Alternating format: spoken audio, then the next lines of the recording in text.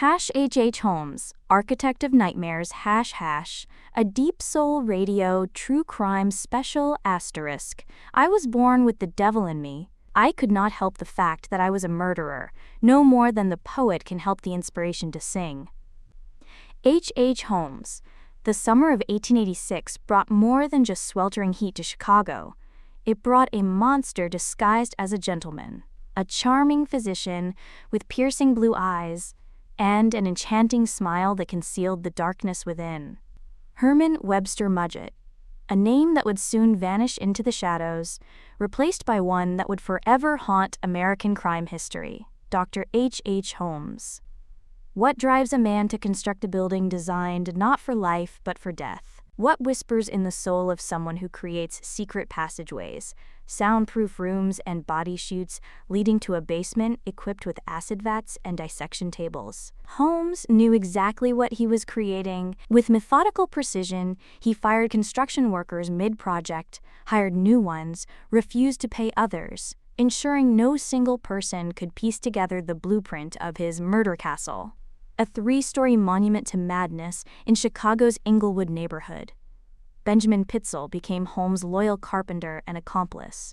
A family man with a wife, Carrie, and 5 innocent children, Desi, Alice, Nellie, Howard, and an infant son who died young. None could imagine how their fates would intertwine with the devil himself.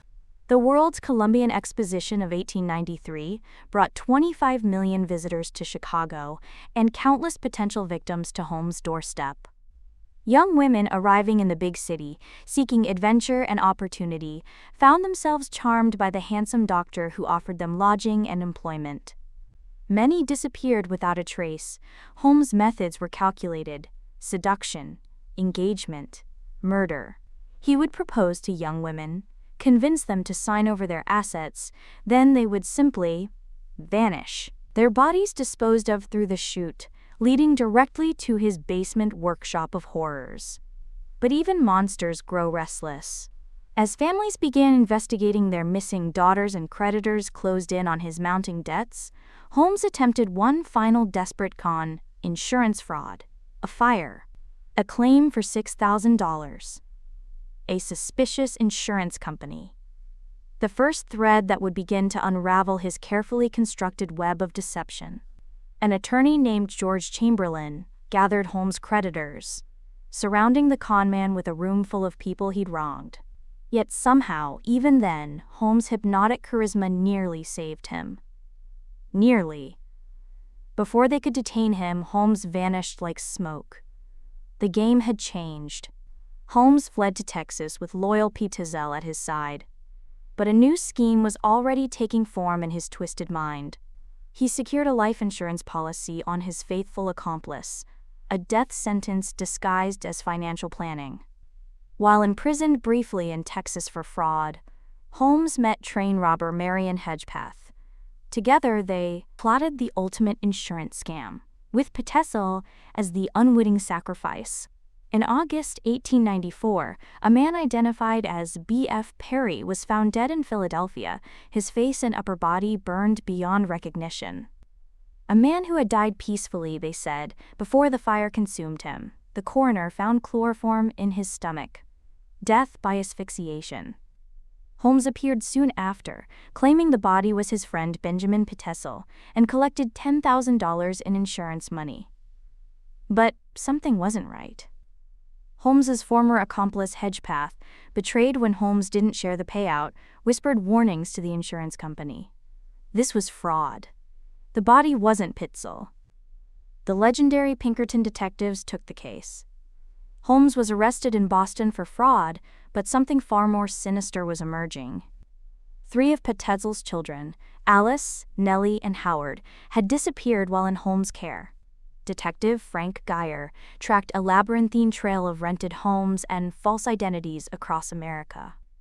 In Toronto, he made a heartbreaking discovery: the bodies of Alice and Nellie buried in a basement. In Indianapolis, young Howard's remains were found. When authorities raided Holmes's Chicago castle, the true horror was revealed: human bones, dissection tools, acid-stained tables. Holmes hadn't just faked Peel's death as first suspected, he had murdered his loyal accomplice, and then, with calculated cruelty, slaughtered the man's innocent children. Why? Perhaps for sport. Perhaps for convenience. Or perhaps because Holmes simply couldn't stop killing. In his confession, Holmes claimed 27 victims, though some estimate the true number could be much higher. Many young women who checked into his hotel during the World's Fair never checked out. On May 7, 1896, H. Holmes wore a black suit to his execution. America's first documented serial killer offered his final deception with his dying breath. Asterisk. I am not guilty of taking the lives of any of the Pitzel family. I have never committed murder. That is all I have to say. The hangman's noose tightened. The trapdoor opened. And the man who had built a castle for killing finally faced judgment. What terrible secrets did Holmes take to his grave? How many victims remain undiscovered, their families never knowing their fate? The murder castle burned to the ground in 1895, as if trying to cleanse itself of the horrors it had witnessed. But some stains never wash away. What do you believe happened here? Share your theory in the comments, and don't forget to subscribe to Deep Soul Radio for more chilling cases like this.